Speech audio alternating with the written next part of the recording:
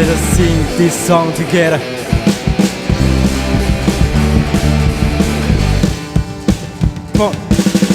Bersorak-sorai muliakan namanya, dia berperang ganti kita. Bertepuk tangan muliakan namanya, dia selamatkan jiwa kita. Satu-satunya penebus, kalahkan maut, bangkit dan hidup. Tuhan yang memberi kemenangan bersama kita, di dalam kita. Masuk dalam kemuliaannya, dia perlindungan dan pengharapan. Pa-pa-ra-pa-pa-pa-pa-pa. Bersorak-sorai muliakan namanya, dia berperang ganti kita. Bertepuk tangan muliakan namanya, dia selamatkan jiwa kita. Satu-satunya penebus, kalahkan maut, bangkit dan hidup. Tuhan yang memberi kemenangan bersama kita, di dalam kita. Masuk dalam kemuliaannya, dia perlindungan dan pengharapan. Dia perlindungan dan pengharapan. Dia perlindungan dan pengharapan. Pa-pa-ra-pa-pa-pa-pa-pa. Pa-pa-ra-pa-pa-pa-pa-pa. Pa-pa-ra-pa-pa-pa-pa-pa.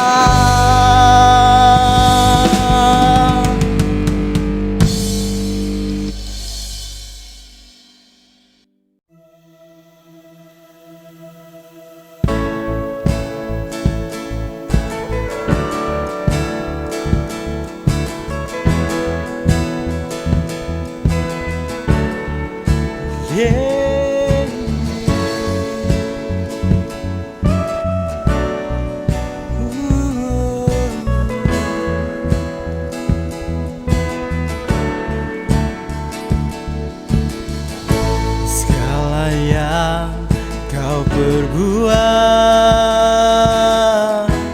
di dalam hidupku, rancangan indahmu terjadi di hidupku. Bapa yang mengerti segala yang ku perlu, kasih-Mu sempurna nyata dalam hidupku. Ku bersyukur Bapa,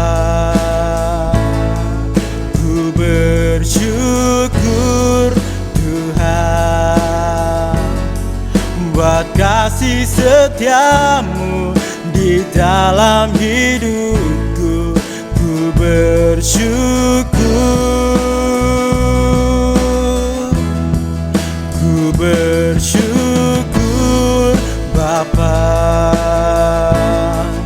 ku bersyukur Tuhan, buat kasih setia-Mu di dalam hidupku. Ku bersyukur Tuhan.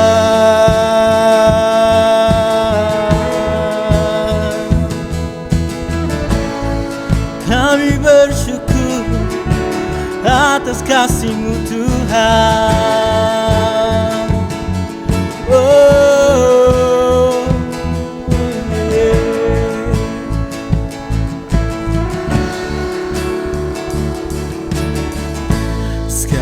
apa yang kau perbuat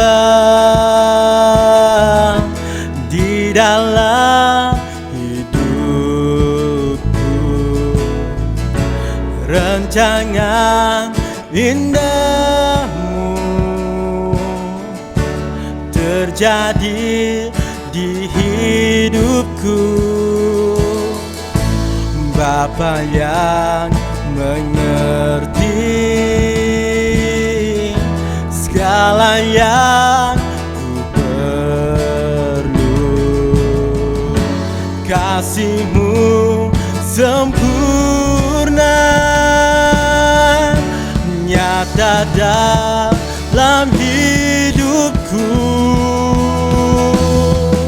Ku bersyukur Bapa, ku bersyukur Tuhan buat kasih setiamu di dalam hidupku. Ku bersyukur,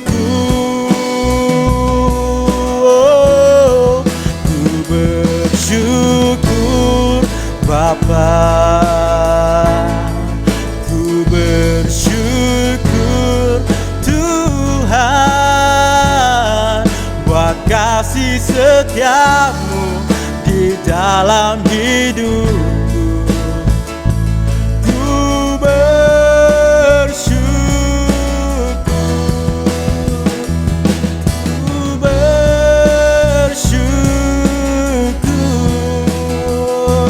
Tuhan.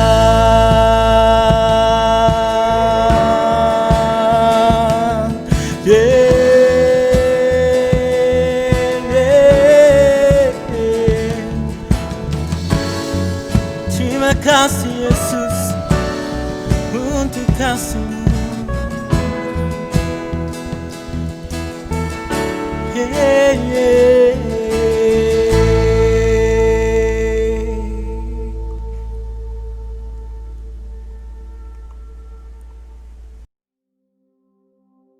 Kita berjumpa sekali lagi. Makasih sekali lagi juga kepada semua yang dengar firman Tuhan sebelum ini, terus menghidupkan pelayanan kita ini online, kebaktian online kita. Walaupun kita berada di pelbagai tempat, tapi kita berkumpul dalam satu kebaktian online. Terima kasih atas teknologi yang begitu canggih pada masa ini. Baik, firman Tuhan yang saya kongsikan hari ini adalah tentang bermula daripada satu tajuk yang besar, yaitu penyembuhan pada hari Sabat di kolam Bethesda. Penyembuhan pada hari Sabat di kolam Bethesda. Tetapi sebelum saya masuk kepada firman Tuhan ini, saya mau kongsikan dalam Amsal 18:4. Amsal 14, yang bunyi begini: orang yang bersemangat dapat menanggung penderitaan, tetapi siapa akan memulihkan semangat yang patah? Amsal 18 ayat 14. Orang yang bersemangat dapat menanggung penderitaan, tetapi siapakah akan memulihkan semangat yang patah? Bila COVID ini datang kepada dunia dan kepada negara kita, kesan dia memang banyak selain daripada kesehatan. Sebelum COVID pun kita sudah menghadapi kemelesetan ekonomi, ataupun ekonomi kita tidak begitu baik, di mana ramai orang-orang yang tidak ada kerja ataupun sukar dalam banyak perkara, terutama hal berkaitan dengan pekerjaan, sebab peluang pekerjaan semakin sempit disebabkan ekonomi tidak begitu baik. Selepas itu datang lagi COVID-19 ke dunia dan kepada negara kita, lagi menghasilkan impact yang besar. Dan impact yang paling besar yang saya nampak adalah ketakutan. Kita tinggal di dalam ketakutan, kita takut dalam banyak perkara, bukan hanya takut kepada COVID, takut kepada kejatuhan ini, kita takut kepada kejatuhan itu, kita takut ini, kita takut itu. dan akhirnya mungkin boleh menjadikan kita patah semangat. Tetapi ada satu cerita yang menarik di dalam Alkitab yang berkaitan dengan orang yang sakit. Mungkin kita tidak sakit dari segi tubuh badan, tetapi mungkin mental kita sakit sebab kita tak ada pekerjaan, ataupun selepas COVID ini mungkin ada yang kehilangan kerja. Malah saya baca di berita, perniagaan transport memang terjejas dengan baik, bas sekolah ataupun mana-mana pengangkutan lain, dan banyak yang terpaksa gulung tikar. Dan bila COVID datang, ya tidak hanya menyerang orang biasa, tapi juga orang-orang yang percaya. Tak ada seorang pun yang terkecuali. So, balik kepada firman Tuhan hari ini, biarlah Tuhan memulihkan semangat kita. Saya tahu semangat yang patah itu tidak senang dipulihkan, dan sebenarnya untuk kita mencapai sesuatu, perkara yang paling utama yang kita harus ada adalah semangat yang teguh, supaya kita bertahan dalam apapun percobaan. Buat masa ini bila habis MCO, saya sendiri tinggal di rumah, tidak begitu exercise, hanya makan, merasakan begitu selesa, walaupun ada kerisauan, dan akhirnya badan saya naik dengan baik sekali. Dan ramailah kawan-kawan saya menegur, wah gemuknya, ya saya kata gemuk. Tapi pada satu masa dulu saya pernah turun 16 kilo dalam masa 2 bulan, yang menuntut saya swimming hampir setiap hari dengan diet, dan 16 kilo dapat turun daripada 86 hingga ke 69 waktu itu dalam masa 2 bulan. Yang menjadikan benda itu bukannya apa? Semangat. Bila kawan saya tadi berkata kepada saya kata, saya dah tak ada semangat itu, sebab itu menuntut suatu bayaran yang sangat mahal. Bayaran pertama mau kurus adalah lapar. Bayaran kedua adalah disiplin. Bayaran ketiga adalah berusaha. Jadi harga itu orang lain tak mampu bayar. Jadi saya kata, cukuplah saya pernah buat. Dan saya percaya orang muda, saya mau berdoa hari ini, semua yang menonton pada hari ini dikembalikan semangat itu. Bila semangat itu ada, apapun kita boleh buat. Tapi kalau dia hilang, wow, benda depan mata pun kita tak mampu capai. Jadi saya berdoa mengajak kita balik semula bersemangat, berjalan dengan Tuhan, berjalan dalam kehidupan. Jangan kecewa banyak perkara dan terus maju ke hadapan.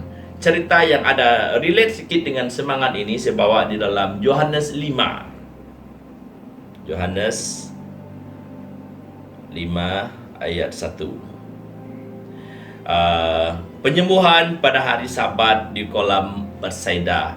Ya tidak direct, tapi saya coba membawa cerita ini nanti untuk kita melihat sudutnya, sudut-sudut tertentu dalam firman ini. Saya bacakan bersama dengan kita semua. Sesudah itu ada hari raya orang Yahudi, dan Yesus berangkat ke Yerusalem. Di Yerusalem dekat pintu gerbang domba ada sebuah kolam yang di dalam bahasa Ibrani disebut Betsaida. Ada 5 serambinya, dan serambi-serambi itu berbaring sejumlah besar orang yang sakit, orang-orang buta, orang-orang timpang, dan orang-orang lumpuh yang menantikan goncangan air kolam itu.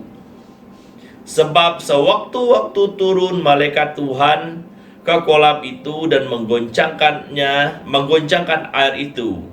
Barang siapa yang terdahulu masuk ke dalamnya, sesudah goncangan air itu menjadi sembuh, apapun juga penyakitnya. Di situ ada seorang yang sudah 38 tahun lamanya sakit. 38 tahun dia masih di situ, tengok semangatnya. 38 tahun dia masih mau menanti kesembuhannya. Ketika Yesus melihat orang itu berbaring di situ, dan karena ia tahu bahwa ia telah lama dalam keadaan itu, berkatalah ia kepadanya, maukah engkau sembuh? Selepas 30 tahun Yesus datang di situ dan bertanya kepada dia, maukah engkau sembuh? Jawab orang sakit itu kepadanya, Tuhan, tidak ada orang yang menurunkan aku ke dalam kolam itu apabila airnya mula goncang. Dan sementara aku menuju ke kolam itu, orang lain sudah turun mendahului aku. Kata Yesus kepadanya, bangunlah, angkatlah tilammu, dan berjalanlah. Dan pada saat itu juga, sembuhlah orang itu, lalu ia mengangkat tilamnya dan berjalan. Tetapi hari itu hari Sabat. Karena orang-orang Yahudi berkata kepada yang baru sembuh itu, hari ini hari Sabat dan tidak boleh engkau memikul tilammu. Akan tetapi ia menjawab mereka, orang yang telah menyembuhkan aku, dia yang mengatakan kepadaku, angkatlah tilammu dan berjalanlah. Hari Sabat, walaupun hari Sabat Yesus tetap menyembuhkan, dia tetap melakukan, dia seolah tidak ada off day. Nanti kita lihat lagi. Mereka berkata kepadanya, siapakah orang itu yang berkata kepadamu, angkatlah tilammu dan berjalanlah? Tetapi orang yang baru sembuh itu tidak tahu siapa orang itu, sebab Yesus telah menghilang di tengah-tengah orang banyak di situ. Banyak di tempat itu. Kemudian Yesus bertemu dengan dia di dalam bait Allah, kalau dalam zaman sekarang di dalam gereja. Lalu berkata kepadanya, engkau telah sembuh, dengan berbuat dosa lagi, jangan berbuat dosa lagi, supaya padamu jangan terjadi yang lebih buruk. Saya mau ingatkan, sebenarnya setiap perbuatan, setiap dosa ada kesan. Itulah kenapa Tuhan berpesan, jangan berbuat dosa, jangan terjadi yang lebih buruk. Tidak juga Tuhan kata nanti kamu di neraka. Cuma dikata ada kesan, ada akibat, benda yang lebih buruk. Jadi itu yang Tuhan coba beritahu di sini. Orang itu keluar lalu menceritakan kepada orang-orang Yahudi bahwa Yesuslah yang telah menyembuhkan dia. Dan karena itu orang-orang Yahudi berusaha menganiaya Yesus karena ia melakukan hal-hal itu pada hari Sabat. Sebenarnya dia menyembuhkan pada, kalau dalam masa ini sekolah, pada hari Sabat, hari kira hari rohani, hari hari di mana orang menyembah Tuhan. Tetapi ia berkata kepada mereka, Bapakku bekerja sampai sekarang, maka aku pun bekerja juga. Secara tidak langsung Yesus coba memberitahu kita dia tak ada off day. Sebab itu orang-orang Yahudi lebih berusaha lagi untuk membunuh dia. Maka bukan saja karena ia meniadakan hari Sabat, tetapi juga karena ia mengatakan bahwa Allah adalah Bapanya sendiri, dan dengan demikian menyamakan dirinya dengan Allah. Mari sekali lagi kita berdoa. Yesus, terima kasih Tuhan atas firman-Mu, atas cerita-Mu. Biarlah Roh Kudus yang pimpin saya bersama dengan tim ini terus maju ke hadapan, dan biarlah firman ini setiap orang yang mendengarnya mendapat sesuatu. Pujilah nama-Mu dalam nama Yesus. Amin. Ya, seperti mana dalam cerita firman tadi, ada orang yang telah lumpuh 38 tahun. Mereka ada satu kepercayaan, kalau ada air bergoncang, konon malaikat ada di situ. Siapa yang terjun dulu dia akan sembuh. Tapi sebab dia lumpuh, dia bukan orang yang pertama. Tak tahu betul atau tidak orang pernah sembuh, tidak juga dinyatakan. Tidak ada dinyatakan pernah atau tidak.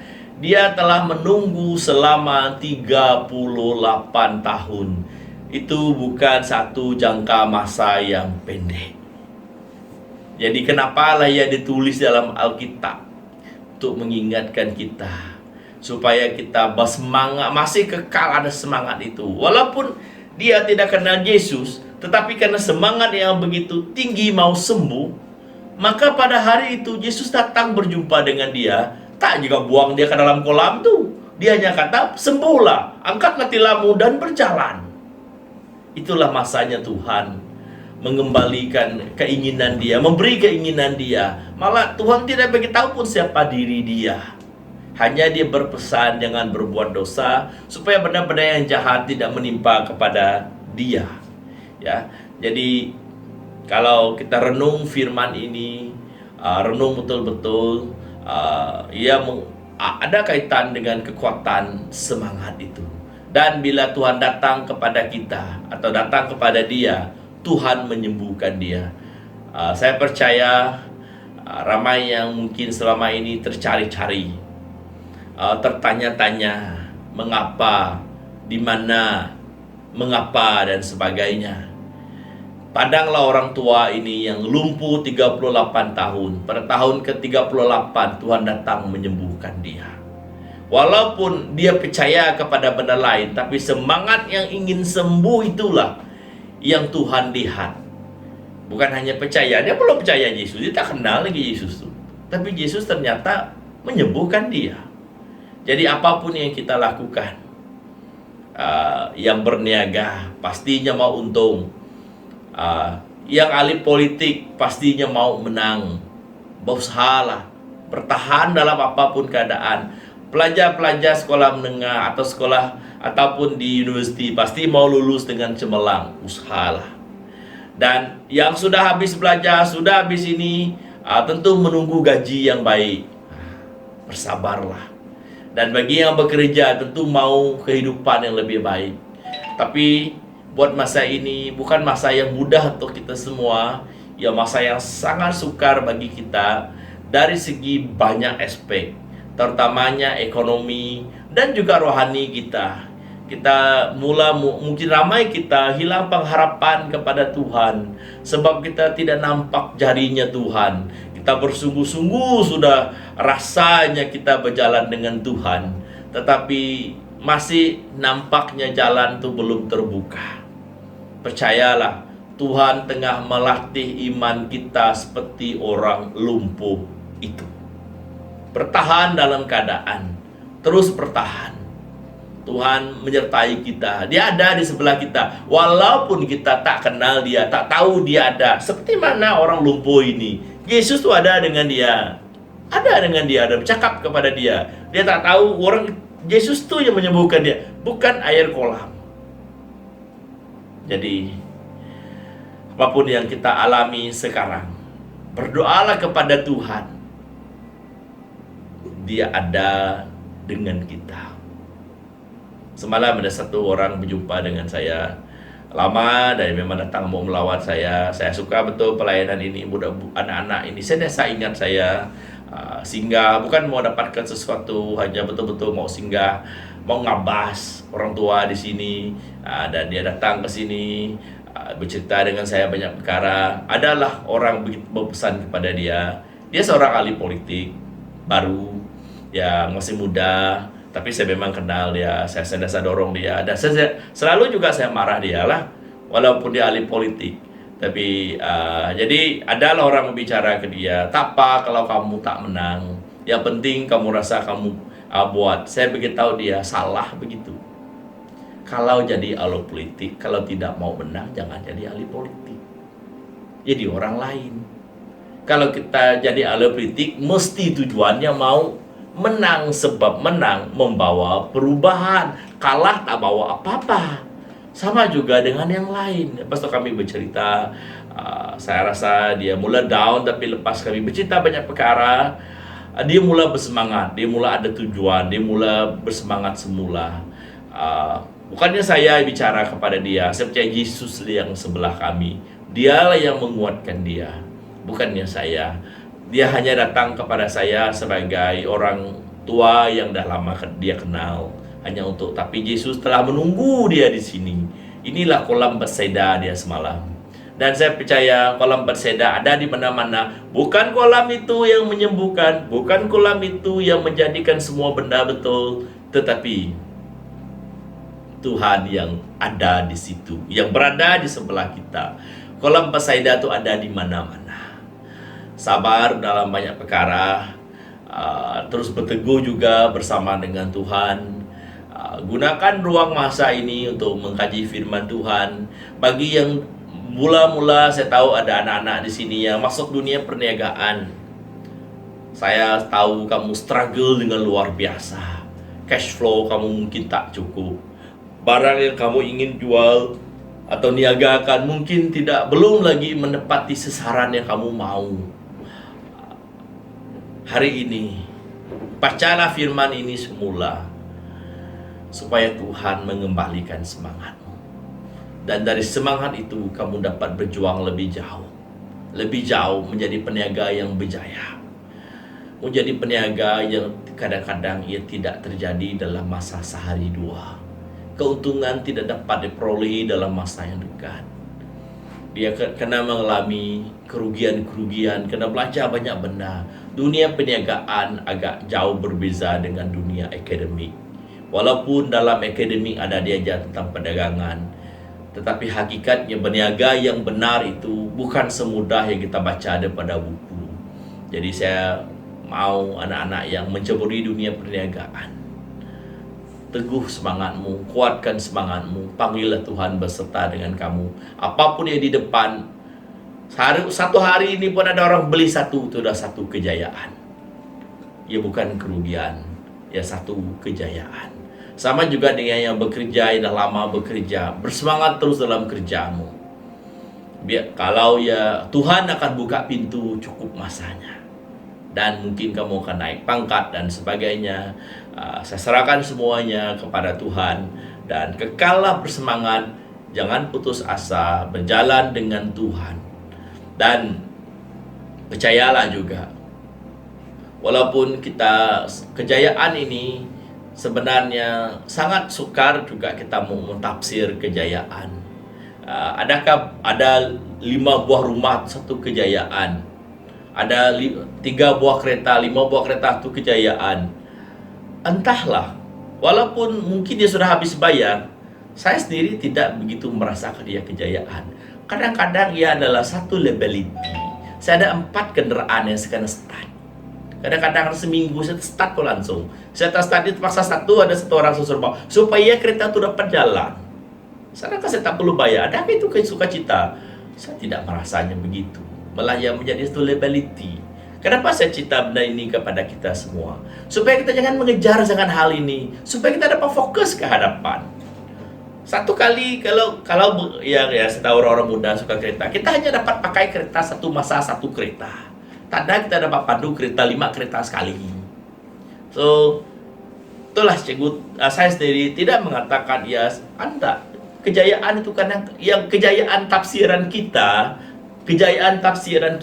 kadang-kadang ia menjadikan kita terikat, menjadikan kita terkongkong. Sama juga dengan tadi itu kawan saya, dia ada rumah, hei lala amai sana, kin gitu, saya kacau dia balik, beli rumah nih rasa abah harta kan, tetapi pada masa sama, kau sibuk mau jaga sini, mau jaga sana, mau jaga sini, tidak juga rasa puas, tapi mendapat penat, ketawa dia sendiri. Hutang bank jangan lupa masih ada kan, saya kacau-kacau dia balik. So kadang-kadang entahlah, bagi saya kejayaan itu tafsiran siapa? Tafsiran kita. Mungkin kita bangga, kita ada banyak rumah, ada banyak semua, ada ijazah tinggi sini, tinggi sana. Sekarang ada ijazah, tak ada ijazah, dah macam seolah tak ada visa dah. Tapi yang paling penting belajar demi kepuasan. Saya sendiri buat ijazah bukan mengejar gaji sahaja. Paling utama saya rasa lebih mau ada kepuasannya. Mau ada rasa benda itu yang paling penting. Kita berkereta pun sebab kita mau rasa kepuasan itu, tapi tak perlu berlimpah-limpah sampai kita tak boleh maju dalam hal lain. So ada banyak lagi benda yang kita harus kejar dalam kehidupan ini. Bukan hanya harta, bukan hanya uang ringgit. Kebahagiaan juga memerlukan pelaburan. Disayangi juga perlu pelaburan. Menyayangi juga perlu pelaburan. Tapi yang paling indah, saya rasa mungkin semua saya tahu ada sudah merasainya, adalah sukacita yang tidak dapat dibayar dengan uang ringgit. Tak percaya tabur duit tidur situ, bahagia tidak? Ternyata tidak kan. Tapi kalaupun kita tidur di tempat-tempat biasa, tapi orang-orang di sebelah kita, anak-anak kita, atau saudara marah, orang-orang datang sayang kita, saya pikir itu kebahagiaan tidak dapat dibeli dengan uang ringgit. Saya sendiri mengalami pelayanan ini. Anak-anak yang datang sini tak pernah cakap kasar dengan saya. Saya marah sana sini. Walaupun mereka tak senang, mereka tetap datang ke rumah ini. Saya rasa itu satu kebahagiaan yang tidak siapa yang mampu beli. Dia datang karena ada kasih. Bukankah bagi saya itu nilainya tidak dapat dibeli uang ringgit, tidak dapat dibeli dengan akademik. Bila ada kesusahan, ada saja orang mau tolong kita, terutama orang-orang yang di sekitar kita. Jadi saya masih mendorong kita semua berkukuh dalam tim ini, berteguh bersama. Yesus beserta dengan kita. Tanyalah Tuhan sungguh-sungguh. Minta Tuhan kembalikan semangat kita. Dan bila mencoba sesuatu, jangan putus asa. Terus mencoba, terus bersama dengan Tuhan, terus maju ke hadapan. Haleluya. Terima kasih Tuhan. Kembalikan semangat kami yang hilang. Dan anak-anak di sekitar ini terus diberkati dengan luar biasa. Tuhan, terpujilah nama-Mu. Dalam nama Yesus. Amin. Tuhan berkati.